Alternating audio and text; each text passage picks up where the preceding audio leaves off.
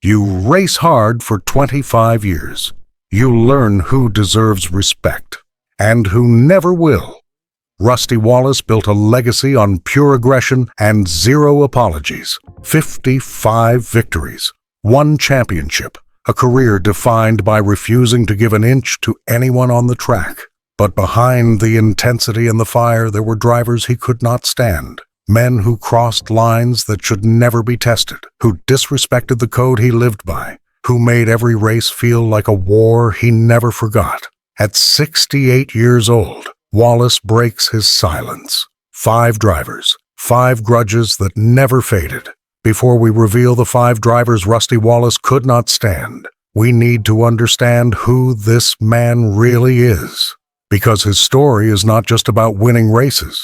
It is about surviving in a sport that demanded toughness when politeness tried to take over.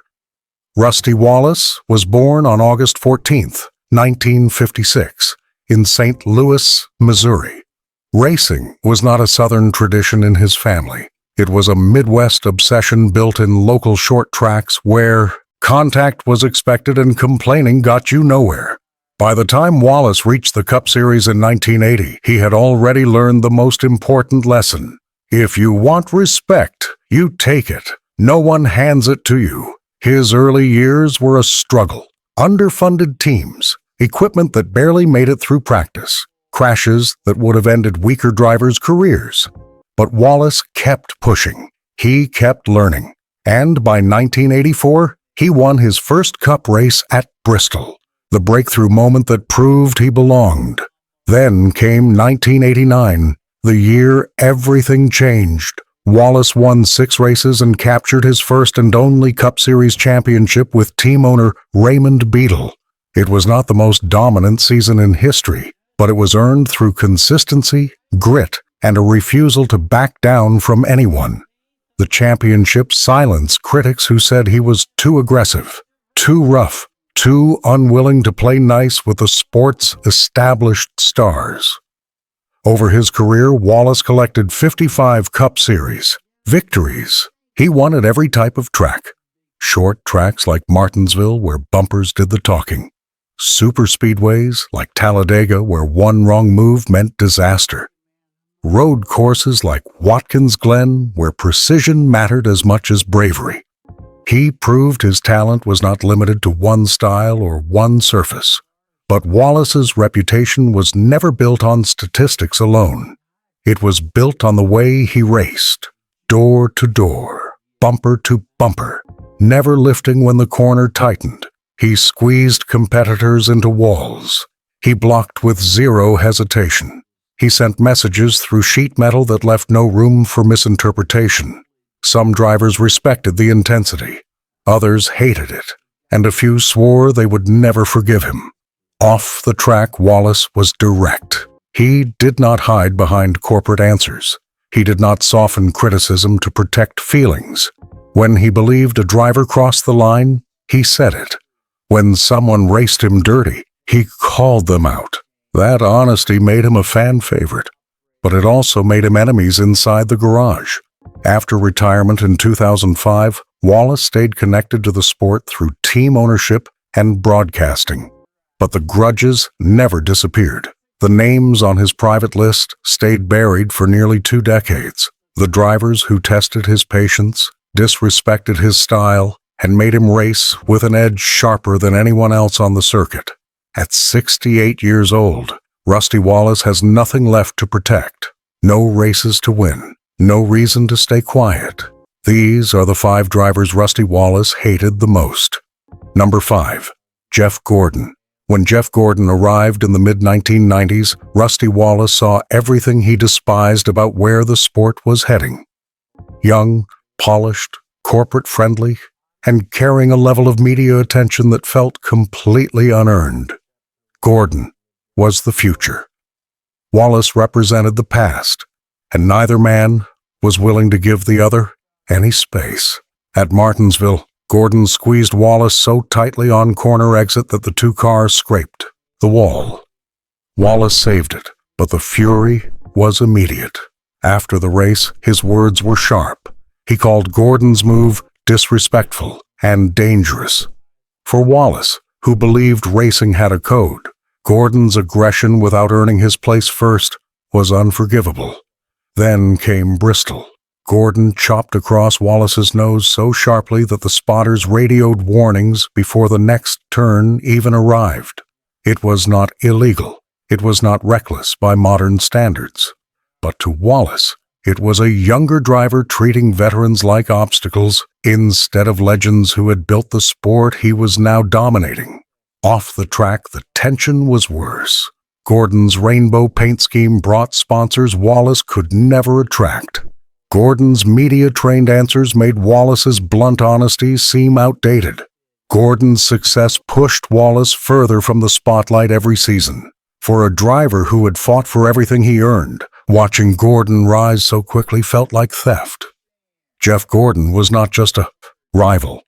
He was everything wrong with the new era of racing. Number 4, Dale Earnhardt. Dale Earnhardt and Rusty Wallace shared one critical similarity. Neither man gave an inch on the racetrack, but that similarity guaranteed collision, not friendship. Earnhardt raced with intimidation. Wallace raced with aggression. When two drivers refuse to lift, something has to break. At Talladega, Earnhardt bumped Wallace so hard in the draft that the two-car became unstable at 200 miles per hour. Wallace fought to keep control while Earnhardt held his line without hesitation. It was not just racing. It was a message. Earnhardt was telling Wallace that intimidation worked both ways. Then came Bristol, the shortest track on the circuit where tempers run hotter than engines.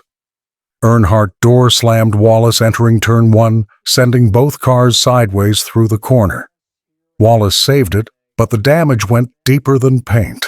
After the race, he confronted Earnhardt in the garage. The conversation was brief, heated, and settled nothing. The worst moment came at Richmond when Earnhardt spun Wallace intentionally under caution, a move so blatant that officials issued penalties to both teams. Wallace climbed from the car and stared at the black number 3 disappearing down pit road. The look on his face told the entire story. This was not competition. This was personal. For Rusty Wallace, Dale Earnhardt represented the one driver who matched his aggression and raised it higher. The one man who refused to back down. The one rival who made every race feel like survival. Number 3, Darrell Waltrip. Darrell Waltrip and Rusty Wallace were cut from similar cloth, both aggressive, both confident, both completely unwilling to give respect they believed had not been earned. But that similarity created friction instead of friendship. Waltrip talked constantly. Wallace let his driving do the talking, and that fundamental difference turned competition into hatred. At North Wilkesboro, Waltrip bumped Wallace under caution, a deliberate message that officials could not ignore. Wallace's reaction was immediate. He confronted Waltrip on pit road after the race. Words were exchanged. Crew members stepped between them. The tension was visible to everyone watching. Waltrip had crossed a line Wallace refused to forgive. Then came Martinsville. Waltrip tapped Wallace's bumper lap after lap, trying to force a mistake. It was not rough driving for survival. It was harassment. Wallace felt every bump, every shove, every message Waltrip sent through sheet metal. After the race, Wallace's words were controlled but sharp. He called Waltrip's tactics cheap and unnecessary. Off the track, their personalities clashed constantly. Waltrip was loud, brash, and unapologetic about running his mouth. Wallace was direct, intense, and believed actions mattered more than words. Neither man backed down from confrontation. Neither man admitted fault, and neither man gave the other the respect they believed they deserved.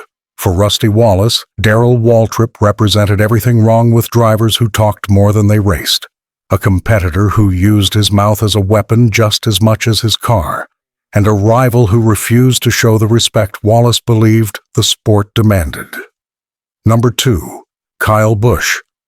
Kyle Busch brought a level of arrogance that infuriated Rusty Wallace from the first moment they battled. Busch raced like the track owed him space. He dove into corners with zero hesitation. He squeezed cars on exit as if veterans should step aside for him, and he talked in interviews as if his talent excused his behavior. At Richmond, Busch clipped Wallace's fender on corner exit, sending the two cars skating toward the wall. Wallace saved it, but the message was sent. Busch was not intimidated by the former champion. After the race, Wallace's jaw was tight, his answers short. The crew knew that look. Someone had crossed a line. The tension grew at Martinsville when Busch bumped Wallace under caution, a move so blatant the officials warned both teams. Wallace said nothing publicly, but privately, Busch's name went on a list Wallace never forgot. Off the track, Busch's interviews made things worse. He dismissed veterans as outdated. He talked about the new generation taking over.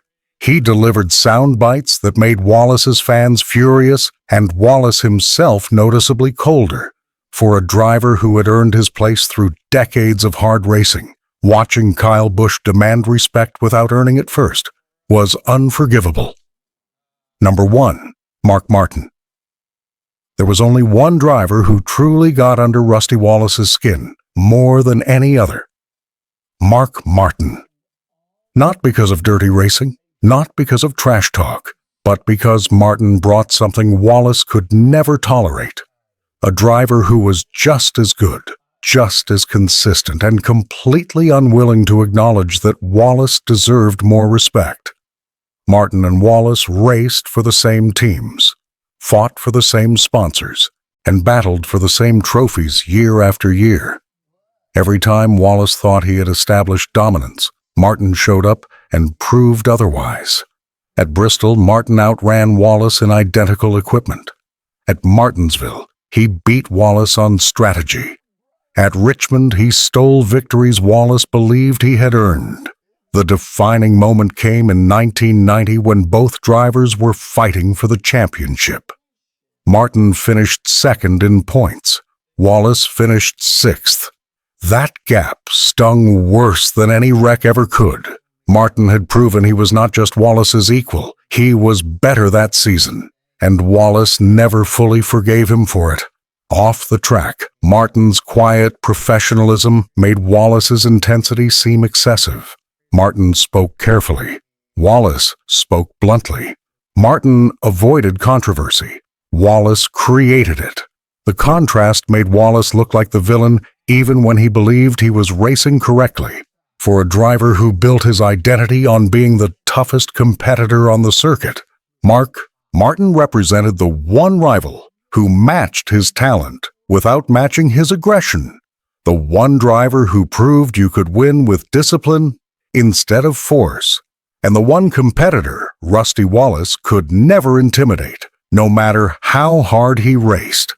That is why Mark Martin sits at number 1 on this list. Not because he raced dirty, but because he raced clean and still beat Wallace when it mattered most. Rusty Wallace's legacy was never built on politeness. It was built on aggression, intensity, and a refusal to give an inch to anyone on the track.